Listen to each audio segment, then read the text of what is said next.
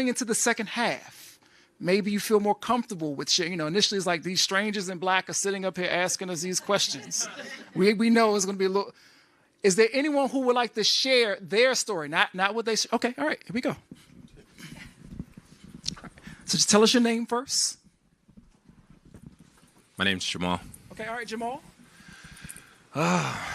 So my story started in February of 2022. Truthfully started in February 2021. It's weird. Everything happened in February for me, almost to the date. I went in, I was having pains and was told that I had H. pylori. Went home with some antibiotics, and that cleared up. But I knew that something else was going on, so I was really adamant trying to figure out if I can get an endoscopy or get something else. And they just assured me that I had this H. pylori. Everyone gets it. It's cleared up now. You're good. So we left that alone. Shortly after that, I met Melissa, and COVID hit, and we were courting one another and getting our families acquainted. And I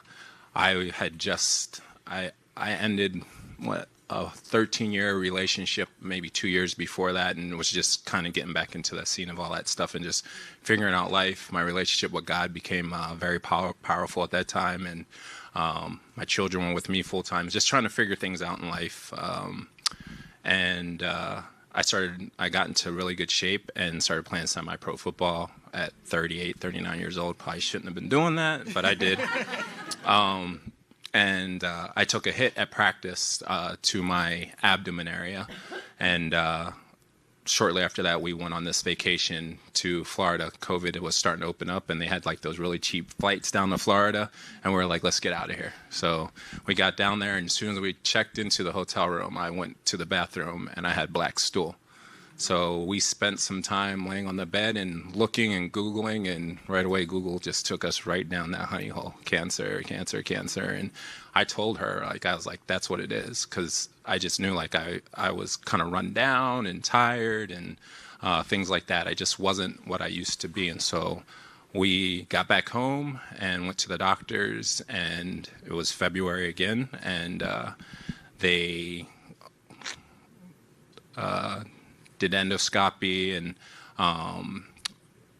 did not want to do. Actually, they checked for the H. pylori again. They didn't want to do an endoscopy, and I was in the ER, and they sent me home. And I called in the morning and kind of just would not leave the endoscopy people alone. They remembered me from before and brought me into their office, and were going to give me a cease and dismiss letter. Said, leave us alone.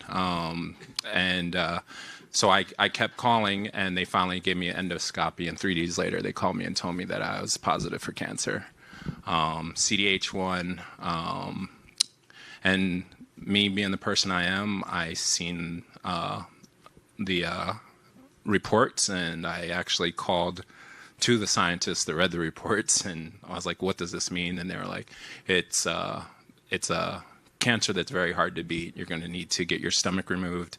If they tell you that to only keep part of it, do not listen to that. He was like, take it all away. Do not give this cancer a chance. Your only hope is if you eradicate it from your stomach. So we had a huge fear at that point in time.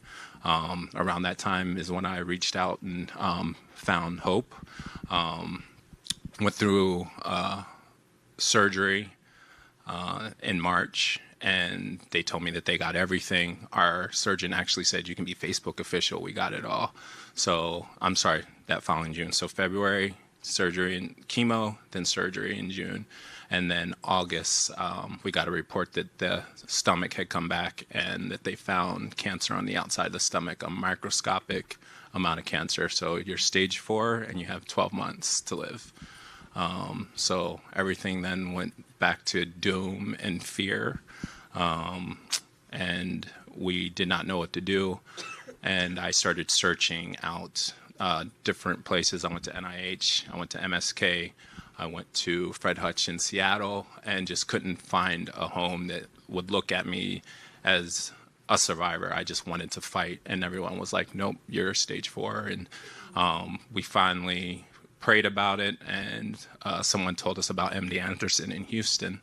And we went down to Houston, and we actually found a home there. And I started going there, and I've been NED for every single checkup from that point forward.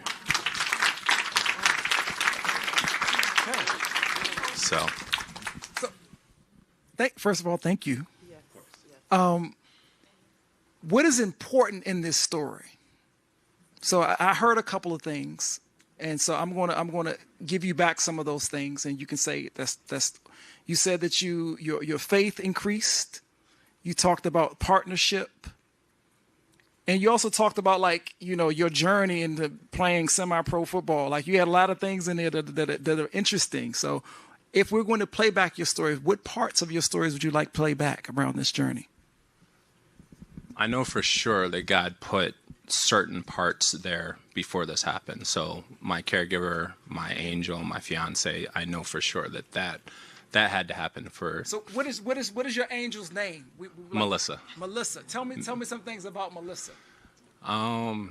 She's gentle, caring. She fights this cancer more than I ever have had to. I always know that I can fall. Okay.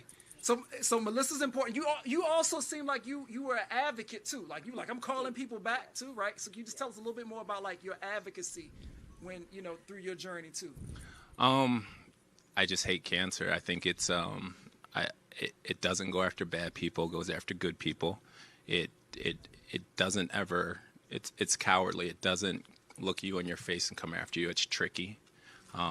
It's in touch with the devil, and I just wish I can see it in a person's form, so I can get my hands on it back. It's just not. So a part of my fight, and I encourage a lot of other people to be that way as well, is I don't give it time. We don't give it time in our household. We don't chase it. We deal with cancer when it's happening, chemotherapy, surgeries, things like that. But outside of that, we don't give it any more than what it already steals from you. Cool. And where do you give your energy then? What are the things that you give your energy to? Life, joy, my kids, anything that I know.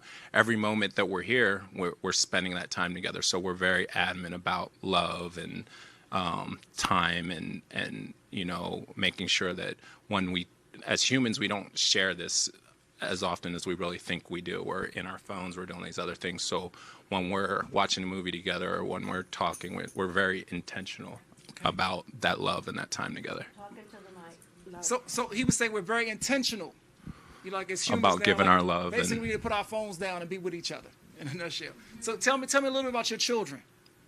Jamal Jr., he's 18, and my daughter, she's 13. The other part of my story is I did find out this is hereditary, and so I just told my 18-year-old son 2 days ago. The first time I came to Hope, and the reason I came to Hope was to find a way to tell my children. This is my third one, and this week I finally had the courage to tell my son. Okay. So he knows, and got a lot of relief out of that. Okay, so there's some relief from notifying your 18-year-old son. There's an angel in your life, and you said we need to spend time, be intentional about loving one another. That's right. All right, we're going to do a 4-part story. Give me a title to this story that you're sharing with us. Don't give up. Don't give up, and tell us your name. Jamal. Jamal. Let me see. Right. So on the count of 3, we're going to say, Jamal, let's watch. Thank you, Jamal. All right. 1, 2, 3. Jamal, let's watch.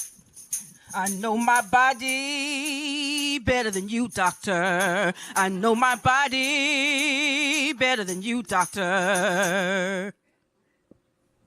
Every time, every single time they tell me no, I say yes. Every single time they said, nope, stage 4, we don't deal with stage 4, you got 12 months, stage 4. I said, you know what? Let me find somebody else. Every time I fight.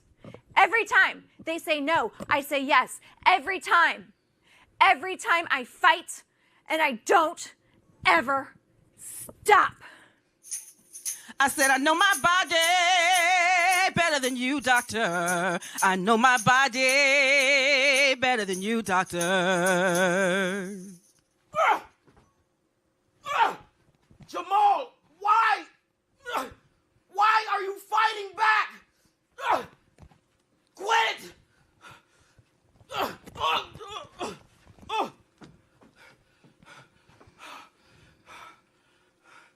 Why do you keep fighting back? I have an angel, her name is Melissa. I have an angel, she's in my life. How did she guess that I was going to come up here? Because I have a hero in my life. He's wonderful. He's so good with the kids. But he's better with me. I know that he's been struggling. I know. I've been there every step of the way. I fight too. I'm not giving up either. But I tell you something. When the good times roll around, we have good times. Yeah. Mwah. Mwah. God is on my side, and I'm so grateful. God's on my side, and I'm so grateful.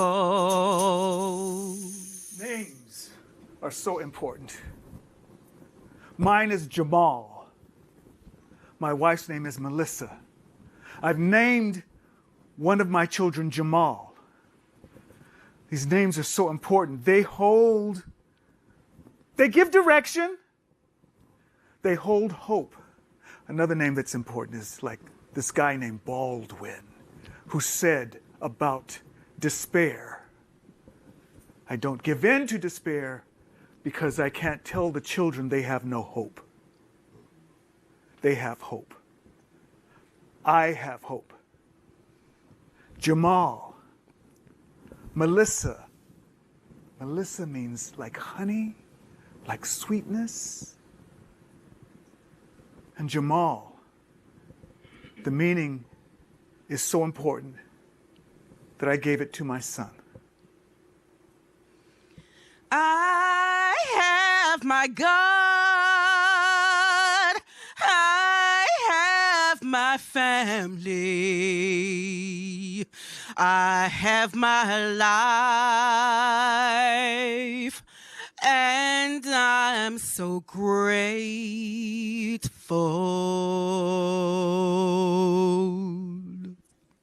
Thank you, actors. Jamal, the actors will take a moment and make eye contact with you to thank you for your story. What was that like to watch? Powerful. And so correct. Thank you, Jamal and Melissa. Thank you. Cool. Last thing, Jamal. How many folks can relate to Jamal's story in this room? I think this is important, Jamal.